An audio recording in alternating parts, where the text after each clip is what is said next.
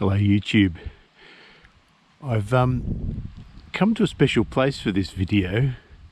This isn't my farm, but when I started the hunt for a macadamia farm in the Northern Rivers, this was the one that first captured my imagination, and I'm not trespassing in it. I hasten to add, I'm at the corner of Rosebank Road and Lychee Drive, and it was funny that the first property and the property I ended up in would be in Rosebank because it's not so large a place.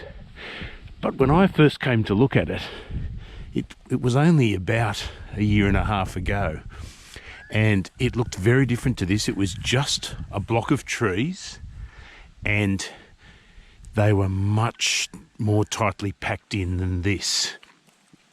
There were actually, I'll come to that in a minute, but there were about, I think they said about 1,500 odd trees, and there was no house or anything. It was just this, and there was a building site where you could build a house, but the orchard was basically fairly old, fairly overgrown, and a bit of a rehab job like my one is.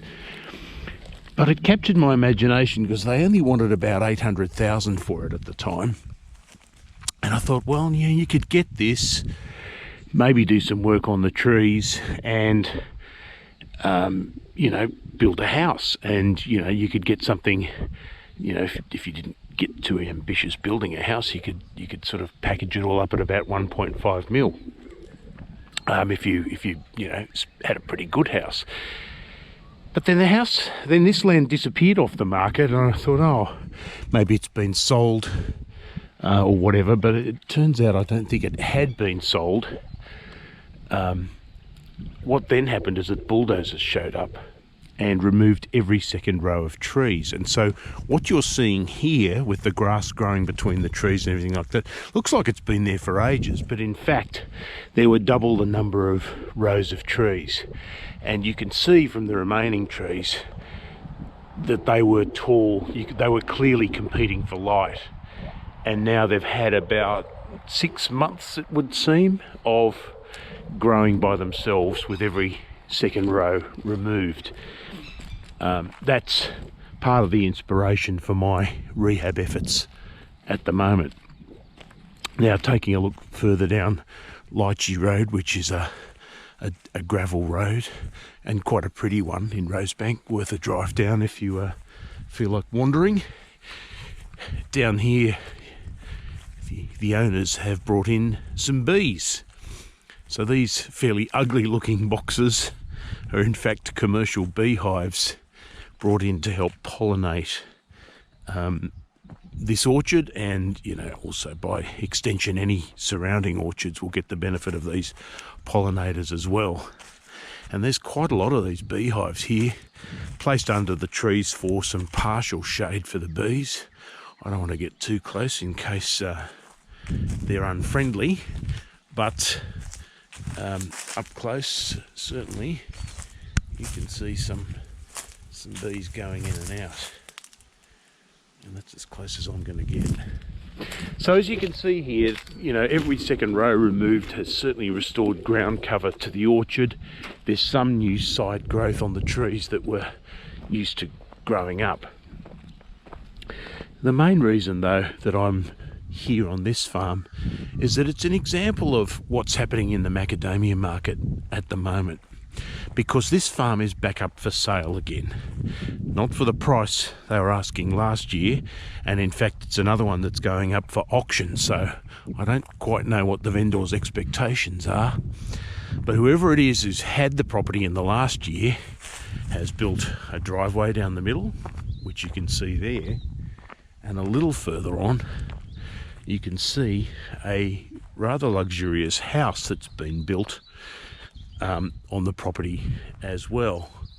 You can see it between those two rows of trees there off in the distance. Now I'm not going to get any closer to the house, but you can see that it's a pretty luxurious joint, and if you look it up online and it's still for sale when you watch this video, you can get some idea. of what it is. Number 1 Lychee Drive. And it's probably going to go to market for a fair bit. And, you know, the auction interest is good. I mean, it's not a bad sales pitch, although this particular property doesn't have a shed or any sort of infrastructure for the harvesting or farming of macadamias. It's just got the trees and a house.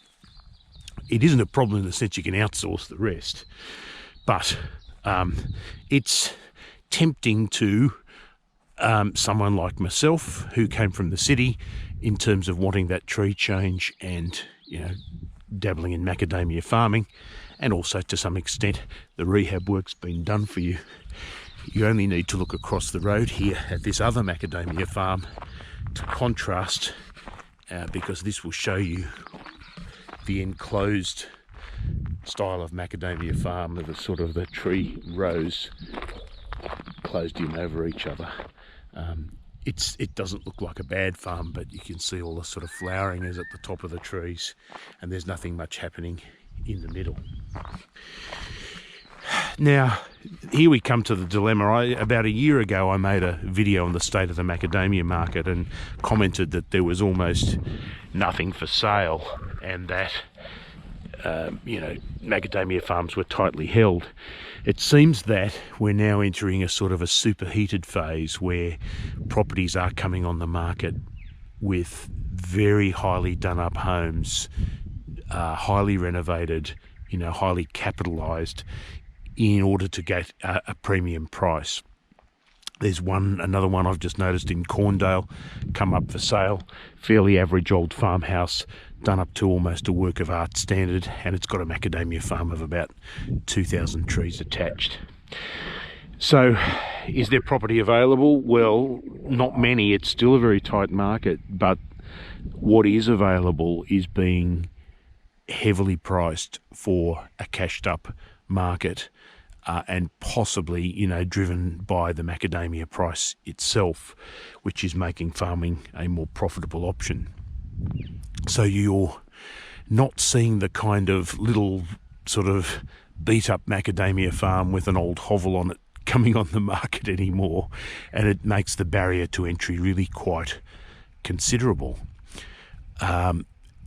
It was hard enough to get into the market already, but now in this sort of superheated phase, you'd have to wonder, what you can do if you've got an ambition of macadamia farming, and you want to live that.